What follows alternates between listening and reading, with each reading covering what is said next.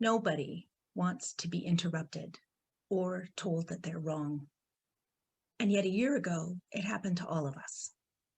In March 2020, Canadians became acutely aware of the SARS-CoV-2 virus, and Unitarian Universalist congregations across the country made the decision to close our buildings. In an instant, we went from people who gathered primarily in person to people who gathered primarily online. Nobody chooses something like that. Certainly nobody wanted it, but it came and it stayed. This pandemic has caused immense pain and suffering. The losses are horrific, especially for the most vulnerable among us. And we know for certain that everyone is suffering. And as always, we do not suffer equally. Still in the middle of this crisis, we don't yet know what the ultimate resolutions will be. But we've already learned some important things about ourselves, things that can help us as we try to move forward to thrive into the future and create and sustain beloved community. I want to highlight 3 things we've learned so far. There'll be others, but we'll start with these 3. First, we can be nimble. Many of us went from faint recognition of coronavirus to shutdown in days. When our congregations realized that we had to suspend in-person services, the response was swift and we shifted to online platforms. I serve a small congregation, Westwood Unitarian in Edmonton. Some of us had attended meetings on Zoom, but few of us had even hosted one. None of us knew all of the answers, but we were confident that some of us would know a little.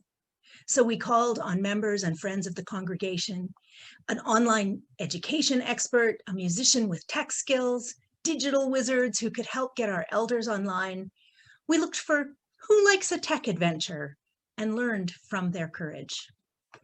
Overnight, continental UU Facebook groups sprang up with a whole lot of questions and a huge variety of ideas.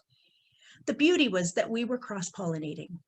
Ministers and religious educators, together with musicians and administrators, lay leaders and techies, worship teams, and video consultants. So often we're separated into specific communities, but this time, like the Reverend Teresa Soto reminds us, all of us needed all of us to make it. I had never experienced this level of sharing, openness, and generosity within our faith community. There was zero competition and full collaboration. The impossible started to become possible, and we were proving we could be nimble. Second, we learned that we can do hard things. Westwood recognized on a Friday that we couldn't safely gather that Sunday. The transition felt massive. How could we pull that off in 48 hours? Then in UU ministers groups, wise beings began reassuring us that it was not a tragedy if we had to miss a week. We could take a minute. We needed time to get people connected. It was okay just to close. Now, no minister, no congregation ever wants to just close, but they were right. And that invitation to breathe, the reminder that it was okay to miss a week, was profound. I was so grateful for their leadership and for all the leaders who have helped us since to make hard decisions about remaining closed, to choose caring for people over needing to be perfect, to reimagine the ways that we do important things. So we closed the building. And we sent our people links to congregations who were already online in case they wanted to visit. And then I went into the sanctuary that Sunday morning and recorded my first ever video, thanking people for staying home and promising them that we would be together soon. We worked with our neighbors, the Unitarian Church of Edmonton, sharing the challenge of getting both of us online. We pooled our skills, our ideas, and our humans, creating our first ever Zoom service as a joint effort. We would share services, social events, and tech for months. And when we were ready, we became more independent again. We continue to support one another, and I hope we always will. Glennon Doyle, the author of Untamed, always says, we can do hard things. And we do every day. We didn't sign up for this one, but we did it anyway. The third point I want to lift up may not look at first glance like a highlight. We were wrong. We had talked in passing about creating an online presence as outreach and increasing our accessibility, but honestly, it felt really hard. We didn't know how, we didn't know about equipment or costs. We saw larger congregations had started to live stream, but that seemed huge and expensive. And we were a bit tired and there was a lot going on. And to be fair, I was nervous. I had no video experience. I was self-conscious and I didn't want to embarrass myself or my congregation. So we used the reasons why it seemed too hard to convince ourselves that it wasn't a priority. We were wrong. Another gift of this transition was that we didn't have time to be self-conscious. People needed to connect. They needed comfort. They needed their community to be there for them. And so began our practice of compassionate imperfection. We got out of our own way long enough to take a leap. Sean Loney, a Canadian expert on social enterprise, teaches that what looks like burdens or barriers can be flipped on their head and viewed as assets. High unemployment means we have an available workforce. Fruit rotting on trees in people's yards could be a free resource to interrupt food insecurity. A certified church kitchen sitting empty most of the week can be an opportunity to partner with a social enterprise that puts people to work picking and processing fruit while gaining important skills and supplementing both their income and their diet. Problems become possibilities. We had isolated people with time on their hands who volunteered to learn new ways to deliver a service. Sean talks about just taking a chance, a lean startup.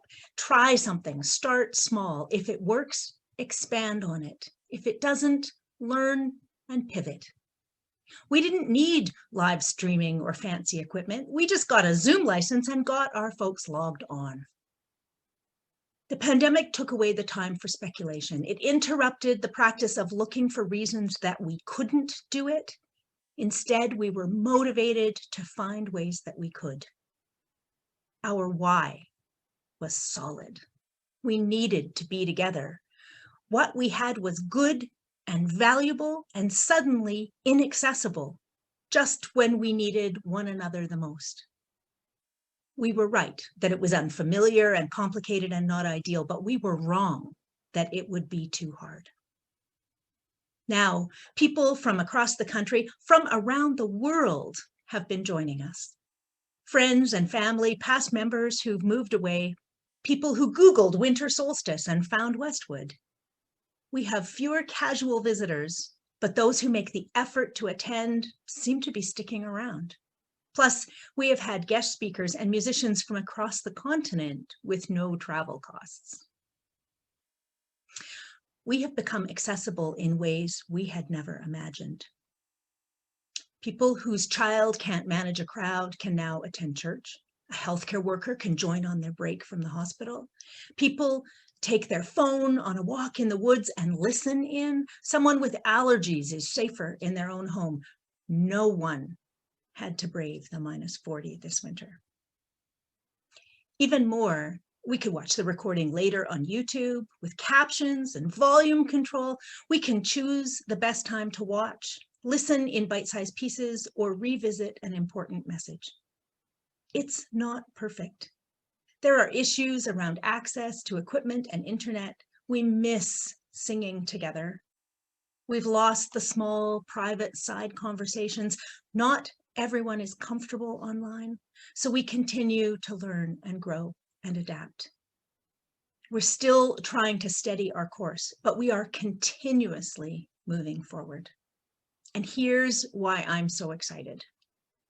I'm here to lift up the idea that noticing when we are wrong is not necessarily a bad thing. It's not an insult, it's a key. We didn't choose this pandemic interruption, and we weren't actively planning to go online. But we understood that our circumstances had changed, and given the absence of in-person services, the value of trying had gone up exponentially. So we pivoted. The question, what if we were wrong, is a key to unlock change. Change is hard. Wouldn't it be good to have a key? Nobody wants to be interrupted or told that they're wrong, and yet we are learning how to roll with it. I was scheduled to give this Confluence lecture last year, but the Halifax conference was canceled. That was hard, but the interruption gave me a deeper understanding of my topic, grounded in this profound lesson that none of us signed up for. We can be nimble. Yes, we can't unknow that. We can do hard things. Yes, we can't unknow that either. But there's the catch before we get too self-congratulatory. We didn't go online because of a brilliant commitment to accessibility. Just like all the workplaces that have refused for years to grant accommodations for people with diverse ways of being in the world. We went online because we didn't have a choice. It was that or nothing. And because we, the best served, were going to become the unserved if we didn't. I'm not asking you to feel bad about that. I'm asking you to notice it, to let it interrupt our understanding of ourselves for just a minute. We have experienced profound benefits of accessibility, and it was an accident. Just like we experienced clear skies and cleaner water at the start of the pandemic, and it was an accident. We didn't plan it, but we have benefited from it. Now, governments are rolling back environmental protections in response to the economic crisis, like somehow increased devastation of the planet will solve our financial issues in this tragic time. We didn't learn from that breath of fresh air. If we had paused and said, look, we can have a different climate outcome if we work together, we could have taken that fresh air coincidence and turned it into a powerful solution. We don't have to make the same mistake with our congregations. If we pause and say, wow, this is beautiful, how can we continue to build accessibility and cooperation? Then we have the opportunity to permanently transform ourselves toward our ideals of beloved community. And we could share this same skill to help our beloved planet. We would be using interruption as a tool. So here's your invitation at the close of this first part. Reflect on one of your stuck places, something that you would like to make happen, but you don't. Identify the barriers and then ask yourself, what if I was wrong? Write or draw out the problem and the barriers if that helps, because it's way more effective if you don't just do it in your mind. So for example, if it's too hard to get Westwood online was my stuck place, I would ask myself, what if I was wrong? And the answer would be, if I was wrong, then it would be doable. Not knowing how would become asking for help. Self-consciousness would become an opportunity to practice self-compassion. People not knowing how to get online would become an opportunity to connect tech-savvy folks with learners. We'd stop looking for reasons not to do it and look for ways that we can. So choose a stuck place, identify the barriers, and then ask yourself, what if I was wrong? And here are 3 magic spells to try in case they are helpful. Freedom from self-consciousness. Imagine what you would do if nobody was looking or if everyone was working together cooperatively. Interruption. Imagine that there's no choice. It just has to be done. How will you approach it now? Compassionate imperfection. How would it be different if you promised to be kind and gentle with yourself, with others?